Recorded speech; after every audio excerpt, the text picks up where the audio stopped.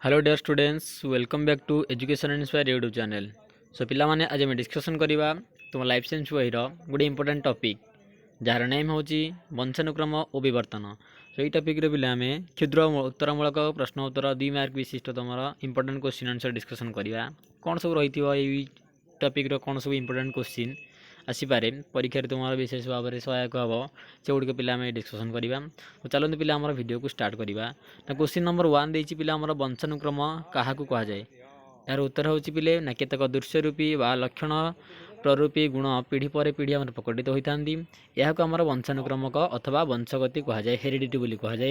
सरल भाषा में कहले पितामाता गुण परवर्ती पीढ़ी में प्रकाशित होगा कहुए आमर वंशानुक्रम कहुए। ओके नेक्स्ट क्वेश्चन नंबर 2 देखा अपत्य पीढ़ी F1 क्या कहुए ना परपरागणर जो परपरागण जो दुईटी गछ को व्यवहार करागला ताकू पैतृक पीढ़ी एवं परपरागण पर संगृहीत मंजीरू जो गछ मिलला ताकू आमर कहला प्रथम पीढ़ी अथवा आमर फास्ट जेनेरेशन जहाँ को आम कहे F1। ओके जो आमर दुईटी गछ जो नि जाइथिला ये दुईटी गछरू ओके परपरागण आमर जो दुईटी गछ व्यवहार कराला ताकू आमर कहला ये जो दुईटी गछ कहला पैतृक पीढ़ी कहला ये दुईटी गछ को पैतृक पीढ़ी एवं परपरागण द्वारा यही दुईटी गछरू जो मंजीटी आमर पिले जात है सी मंजी को आमर कहुए कौन F1 जेनेरेशन। ओके F1 अथवा फास्ट जेनेरेशन बोली कहुए। नेक्स्ट क्वेश्चन क्वेश्चन नंबर 3 एकक संकरण और द्वि संकरण परीक्षण क्या कहुए यार आंसर होची एक जोड़ा विकल्पी गुण को नहीं करा जाउथुवा परीक्षण को कहुए एकक संकरण। ठीक से भाव में दुई जोड़ा विकल्पी गुण को नहीं करा जाउथुवा परीक्षण को कहुए द्वि संकरण। सिंपल रे ना एक जोड़ा विकल्पी गुण को लेकिन जो परीक्षाटी कराए ताको आमर कहुए एकक संकरण।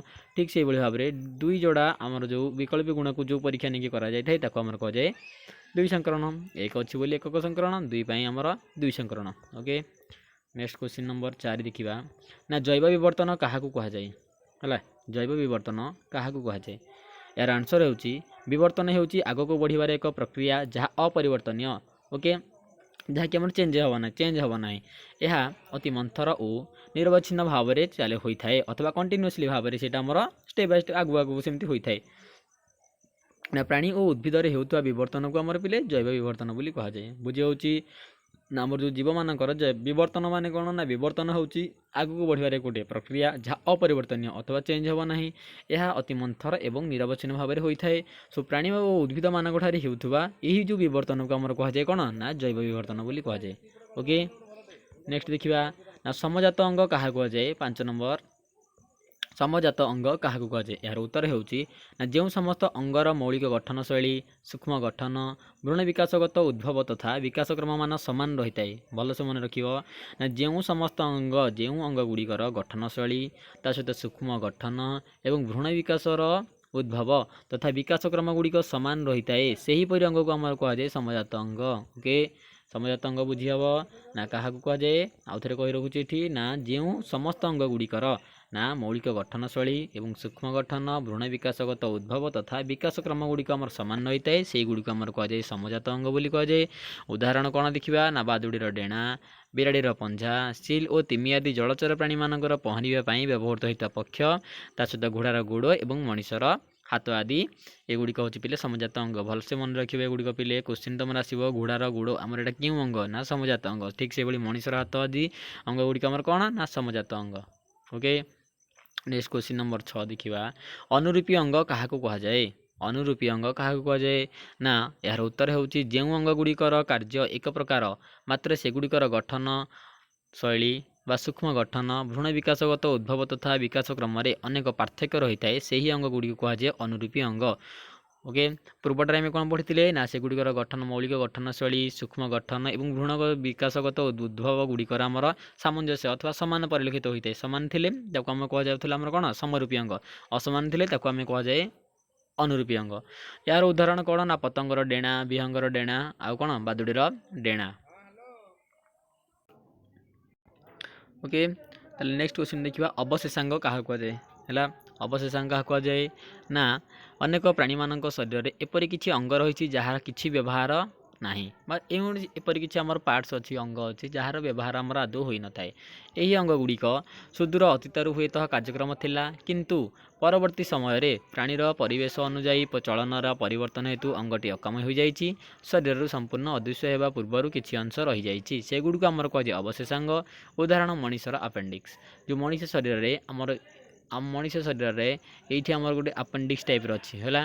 ଆମର ଯେଉଁ ପାକସ୍ଥଳୀ ଯେଉଁ ଆମେ ସିଷ୍ଟମ୍ ଯେଉଁ କହୁଛେ ଆମର ପାକସ୍ଥଳୀ ଯେଉଁ ଆମର ଅଛି ଖାଦ୍ୟନଳୀ ଯେଉଁ ହଜମ ଅଛି ଆପେଣ୍ଡିକ୍ସଟା ଏଇଭଳି ଭାବରେ ଏଇ ଯେଉଁ ପାର୍ଟଟାକୁ ଆମର କୁହାଯାଏ ତାକୁ ଆପେଣ୍ଡିକ୍ସ ବୋଲି ହେଲା। ଇଏ ହେଉଛି ଗୋଟେ କ'ଣ ମଣିଷର ଅବଶେଷାଙ୍ଗ। କୋଶ୍ଚିନ୍ ଏମିତି ଆସିବ ତମର MCQରେ ମଧ୍ୟ ନା କେଉଁଠି ମଣିଷ ଏକ ଅବଶେଷାଙ୍ଗ। କୋଶ୍ଚିନ୍ ଦେଇଥିବ ପତଙ୍ଗର ଡେଣା ଆଉ ମଣିଷର ଆପେଣ୍ଡିକ୍ସ, ବାଦୁଡ଼ି ଡେଣା, ବିହଙ୍ଗର ଡେଣା, ତାହେଲେ ସଠିକ୍ ଆନ୍ସର୍ କେଉଁଟା ହେବ ନା ମଣିଷର ଆପେଣ୍ଡିକ୍ସ ହେବ ଗୋଟେ ଅବଶେଷାଙ୍ଗ। ଓକେ, ଅବଶେଷାଙ୍ଗ ବୁଝି ହେଲା। ତିନୋଟି ଆମର ପଢ଼ିଲେ କ'ଣ ଆମର ପିଲେ ନା ଗୋଟେ ସମଜାତ ଅଙ୍ଗ। ସମଜାତ ଅଙ୍ଗ କାହାକୁ କୁହାଯାଏ ନା ଯାହାର ଗଠନ ଶୈଳୀ, ସୂକ୍ଷ୍ମ ଗଠନ, ଭ୍ରୂଣ ବିକାଶର ଉଦ୍ଭବ ଗୁଡ଼ିକ, ବିକାଶ କ୍ରମ ଗୁଡ଼ିକ ସମାନ ଥାଏ ତାକୁ କୁହାଯାଏ ସମଜାତ ଅଙ୍ଗ। ଯଦି ଅସମାନ ରହିବ ତାକୁ ଅସମଜାତ ଅଙ୍ଗ ବା ଅନୁରୂପୀ ଅଙ୍ଗ ବୋଲି କୁହାଯାଏ।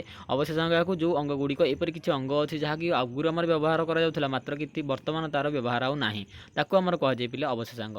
ଗଲା ଆମର କେତେ 5, 6, 7। ତାପରେ ଦେଖିବା ଓକେ ଦେଖିବା ଆମର 8 ନମ୍ବରକୁ ଯିବା ନା ଆଧୁନିକ ସାଂଶ୍ଳେଷିକ ତତ୍ତ୍ୱ କାହାକୁ କୁହାଯାଏ। ଏହାର ଉତ୍ତର ହେଉଛି ନା ଆଣବିକ ଜୀବବିଜ୍ଞାନ ଏବଂ ବଂଶଗତ ବିଜ୍ଞାନ ଆଦି ବିଷୟରେ ଅଗ୍ରଗତି ଫଳରେ ଜୀବବିଜ୍ଞାନୀମାନେ ଡାରୱିନଙ୍କର ପ୍ରାକୃତିକ ଉଦ୍ଭରଣ ତତ୍ତ୍ୱକୁ ଏକ ନୂତନ ରୂପରେ ଉପସ୍ଥାପନ କଲେ। ଏହି ନୂତନ ତତ୍ତ୍ୱକୁ ଆମର ଆଧୁନିକ ସଂଶ୍ଳେଷଣ ତତ୍ତ୍ୱ ଅଥବା ମଡର୍ଣ୍ଣ ସିନ୍ଥେଟିକ୍ ଥିଓରି ବୋଲି କୁହାଯାଏ।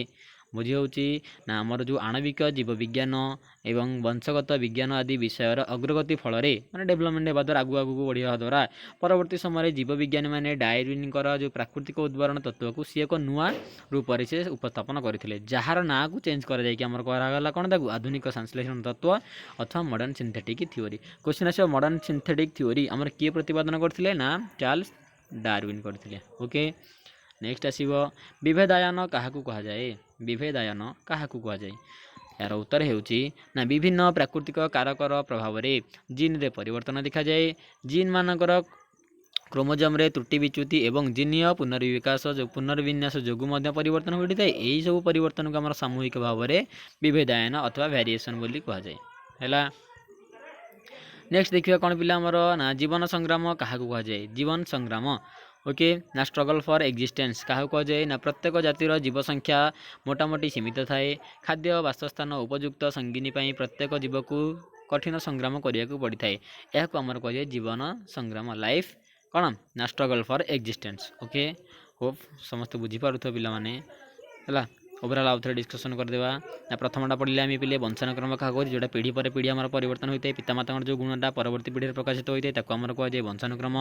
F1 ଅପତ୍ୟ ପିଢ଼ି କାହାକୁ କୁହାଯାଏ, ଦୁଇଟି ଆମେ ଗଛ ବ୍ୟବହାର କରିଥିଲା ଯେଉଁ ପୈତୃକ ପିଢ଼ିରୁ ଯେଉଁ ଗଛ ଦୁଇଟି ପୈତୃକ ପିଢ଼ି ପାଇଁ ଆମେ ଗଛ ବ୍ୟବହାର କରିଥିଲେ ସେହି ଯେଉଁ ପରପରାଗଣ ଦ୍ୱାରା ସେଥିରୁ ଯେଉଁ ମଞ୍ଜିଟି ଆମର ପାଇଲେ ତାକୁ କୁହାଗଲା ଫାଷ୍ଟ ଜେନେରେସନ୍ ବା ଫାଷ୍ଟ ଫିଲିଆଲ୍ ଅଥବା ଫାଷ୍ଟ ଜେନେରେସନ୍ ବୋଲି କୁହାଯାଏ। ଏକକ ସଂକରଣ କୁହାଯାଏ ନା ଏକ ଯୋଡ଼ା ବିକଳ୍ପୀ ଗୁଣକୁ ନେଇ ଯେଉଁ ପରୀକ୍ଷା କରେ ତାକୁ ଏକକ ସଂକରଣ। ଦୁଇ ଯୋଡ଼ା ବିକଳ୍ପୀ ଗୁଣକୁ ଯେଉଁ ପରୀକ୍ଷାଟା ନେଇ କରାଯାଏ ତାକୁ କୁହାଯାଏ ଆମର ଦୁଇ ସଂକରଣ।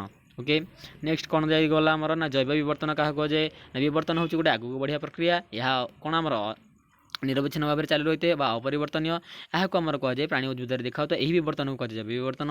ସମଜାତ ଅଙ୍ଗ କାହାକୁ କୁହାଯାଏ ନା ଯେଉଁ ଜୀବମାନଙ୍କର ସମସ୍ତ ଅଙ୍ଗର ଗଠନ ଶୈଳୀ, ସୂକ୍ଷ୍ମ ଗଠନ, ଭ୍ରୂଣଗତ ବିକାଶର ଉଦ୍ଭବ, ବିକାଶ କ୍ରମ ଗୁଡ଼ିକ ସମାନ ଥାଏ ସେହିପରି ଅଙ୍ଗକୁ କୁହାଯାଏ ସମଜାତ ଅଙ୍ଗ। ଉଦାହରଣ ପଡ଼ିଲେ କ'ଣ ଆମର ନା ବିରାଡ଼ିର ପଞ୍ଜା, ସିଲ୍, ତିମି, ତା ସହିତ ଘୋଡ଼ାର ଗୋଡ଼ ଏବଂ ମଣିଷର ହାତ ଏଗୁଡ଼ିକ ସବୁ ହେଉଛି ଆମର ସମଜାତ ଅଙ୍ଗ। ଅନୁରୂପୀ ଅଙ୍ଗ କାହାକୁ କୁହାଯାଏ ନା ଠିକ୍ ସେହିଭଳି ଭାବରେ ତାର ଅପୋଜିଟ୍ ହେଉଛି ଅନୁରୂପୀ ନା ଯେଉଁ ଅଙ୍ଗ ଗୁଡ଼ିକର କାର୍ଯ୍ୟ ଏକ ପ୍ରକାର ମାତ୍ର ସେଗୁଡ଼ିକର ଗଠନ ଶୈଳୀ, ସୂକ୍ଷ୍ମ ଗଠନ, ଭ୍ରୂଣ ବିକାଶଗତ ଉଦ୍ଭବ, ବିକାଶ କ୍ରମରେ ଅନେକ ଡିଫରେନ୍ସ ଏଠି ଆମେ ଦେଖିଥିଲେ ସମାନ ଦେଖାଯାଏ ହେଲା। ଅଙ୍ଗ ଗୁଡ଼ିକର ଆମର କ'ଣ ବିକାଶ କ୍ରମ ସମାନ ରହିଥାଏ, ଏଠି କିନ୍ତୁ ଆମର ପାର୍ଥକ୍ୟ ରହିଥାଏ ତାକୁ ସେଥିପାଇଁ ୟାକୁ କୁହାଯାଏ ସମଜାତ, ୟାକୁ କୁହାଯାଏ ଆମର ଅନୁରୂପୀ ଅଙ୍ଗ।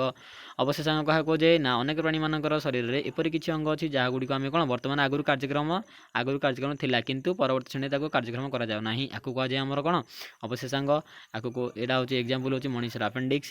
ଆଧୁନିକ ସଂଶ୍ଳେଷଣ ତତ୍ତ୍ୱ ଡାରୱିନଙ୍କର ତତ୍ତ୍ୱ ଦେଇଥିଲେ। ଡାରୱିନଙ୍କର ତତ୍ତ୍ୱକୁ ନୂଆ ରୂପରେ ବୈଜ୍ଞାନିକମାନେ ଉପସ୍ଥାପନ କଲେ, ତା ନାଁ ହେଇଗଲା ଆଧୁନିକ ମଡର୍ଣ୍ଣ ସିନ୍ଥେଟିକ୍ ଥିଓରି। ବିଭେଦାୟନ କାହାକୁ କୁହାଯାଏ ନା ଦୁଇଟି ପ୍ରାକୃତିକ କାରକର ପ୍ରଭାବରେ ଜିନ୍ର ପରିବର୍ତ୍ତନ ଦେଖାଯାଇଥାଏ, ତାକୁ ଆମର କୁହାଯାଏ ଏହି ଯେଉଁ ଜୀବମାନଙ୍କର କ୍ରୋମୋଜୋମ୍ରେ ତ୍ରୁଟି ବିଚ୍ୟୁତି ଜିନୀୟ ପୁନର୍ବିନ୍ୟାସ ଯୋଗୁଁ ପରିବର୍ତ୍ତନ ଘଟେ ୟାକୁ କୁହାଯାଏ ଆମର ଏହି ଯେଉଁ ଚେଞ୍ଜେସ୍ ଗୁଡ଼ିକୁ କୁହାଯାଏ ବିଭେଦାୟନ ବୋଲି କୁହାଯାଏ। ନେକ୍ସଟ ଆସିଲା କ'ଣ ନା ଜୀବନ ସଂଗ୍ରାମ କାହାକୁ କୁହାଯାଏ ନା ପ୍ରତ୍ୟେକ ଜୀବ ମୋଟାମୋଟି ଭାବରେ କ'ଣ ପ୍ରତ୍ୟେକ ଜୀବ ସଂଖ୍ୟା ସୀମିତ ରହିଥାଏ ନା ଖାଦ୍ୟ ବସ୍ତ୍ର ବାସସ୍ଥାନ ବା ଉପଯୁକ୍ତ ସଙ୍ଗିନୀ ପାଇଁ ପ୍ରତ୍ୟେକ ଜୀବକୁ କଠିନ ପରିଶ୍ରମ କରିବାକୁ ପଡ଼େ। ଆକୁ ଆମର କୁହାଯାଏ କ'ଣ ଜୀବନ ସଂଗ୍ରାମ ଷ୍ଟ୍ରଗଲ୍ ଫର ଏକ୍ସିଷ୍ଟେନ୍ସ। ଓକେ, ତ ପିଲାମାନେ ଯଦି ଭିଡ଼ିଓଟି ଭଲ ଲାଗିଥାଏ ତାହେଲେ ହୃଦୟରୁ ଗୋଟେ ଲାଇକ୍ ସେୟାର ସବସ୍କ୍ରାଇବ୍ କରିବା ସହିତ ଆମ ଚ୍ୟାନେଲ୍ ସହିତ ଯୋଡ଼ି ରହନ୍ତୁ। Thanks for watching this video. ପୁଣି ଦେଖା ହେବା ଏକ ନେକ୍ସଟ ଭିଡ଼ିଓରେ ଏବଂ ଓକେ ବାଏ ବାଏ।